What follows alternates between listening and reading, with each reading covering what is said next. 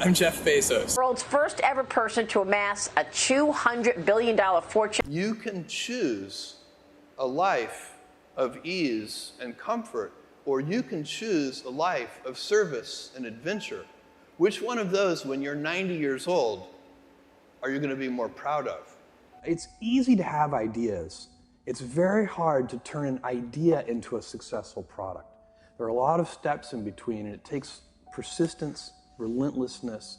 So I always tell people who are, who think they want to be entrepreneurs, you need a combination of stubborn relentlessness and flexibility.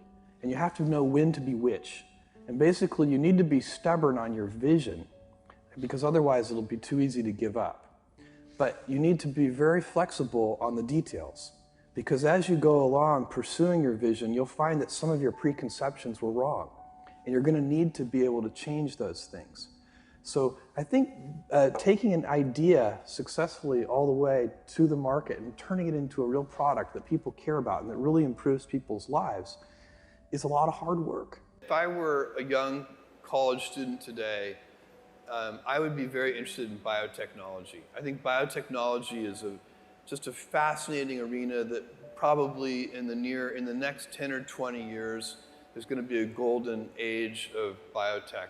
One of the golden ages that's happening right now before our eyes is also artificial intelligence and machine learning. So that's another arena that I would be very interested in. It's very important for entrepreneurs to be realistic. And so if you believe on that first day while you're writing the business plan that there's a 70% chance that the whole thing will fail, and then that kind of relieves the pressure of self-doubt. I mean, it's sort of like, I don't have any doubt about whether we're going to fail. That's the likely outcome. And it just is. And to pretend that it's not will lead you to do strange and unnatural things. So and what you do with those early investment dollars, so if you have $300,000 and then you have $1 million, what you do with those early precious capital resources is you go about systematically trying to eliminate risk. So you pick whatever you think the biggest problems are, and you try to eliminate them one at a time. And that's how small companies get a little bit bigger, and then a little bit bigger, and a little bit bigger, until finally, at a certain stage, you reach a transition where the company has more control over its future destiny. This is very important for anybody who's going to start a company or market an invention to understand, is that brands for companies are like reputations for people. And reputations are hard-earned and easily lost. So the most important intellectual property that a company can have is, for us, it's Amazon. It's that name, but what it stands for. We've worked very hard to earn trust. You can't ask for trust. You just have to do it the hard way, one step at a time. You make a promise and then fulfill the promise. You say, we'll deliver this to you tomorrow, and then you actually deliver it tomorrow. And if you do that over and over again, then ultimately you can instill your company's name with a reputation. And that's, I think, sometimes people talk about brands in this very amorphous way, but for me, I like to think of it as a person, and what is the reputation that person has, and how have they earned that reputation? Everything I've ever done has started small. Amazon started with a couple of people, and Blue Origin started with 5 people, and the budget at Blue Origin was very, very small. Now the budget at Blue Origin approaches $1 billion a year, and next year it'll be more than $1 billion. And Amazon, it literally was 10 people. Today it's 500,000 people, but it's hard to remember for you guys, but for me it's like yesterday I was driving the packages to the post office myself, and hoping one day we could afford a forklift. And so for me, I've seen small things get big, and it's part of this day one mentality. I like treating things as if they're small. Amazon, even though it is a large company, I wanted to have the heart and spirit of a small one.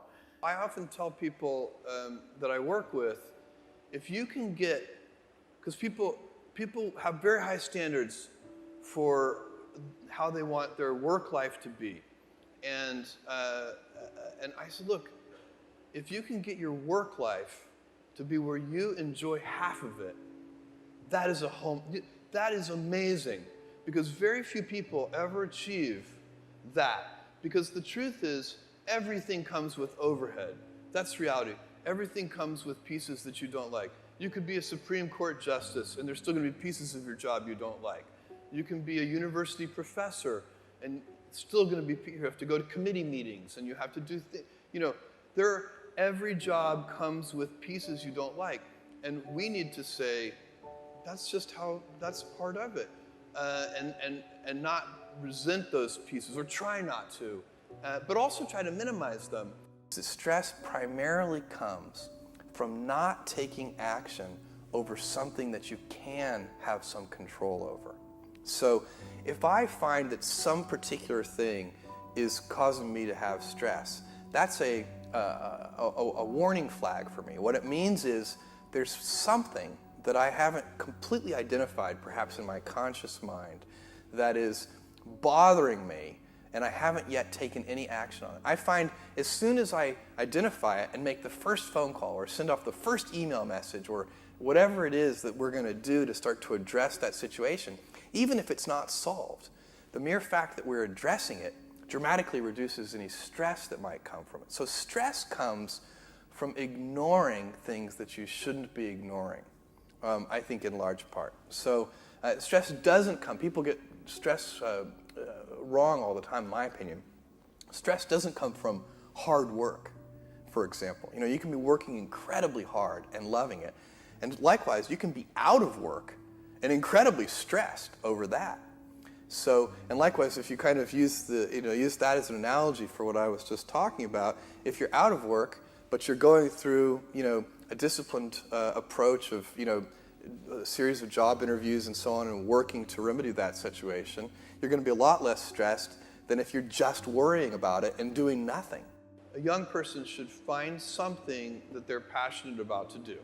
And that's not going to surprise anyone. It's a clear thing to do. It's very hard. If you don't love your work, you're never going to be great at it. And I find people don't dislike hard work. What people dislike is being out of control. Like, they can't control their life. They can't control their environment. This happens to me when I get overscheduled. I hate being overscheduled. I want some time to be able to think and free myself. We all have the same amount of time in the world. Nobody has more time than anybody else. And when you become a very successful person, one of the things, you start to get overscheduled. And so you have to guard your time and try to stay a little bit flexible.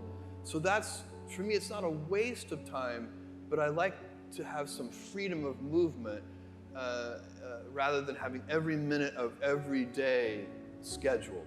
I actually don't like Plan Bs. I find Plan Bs they defocus you from Plan A. Plan B should always be make Plan A work.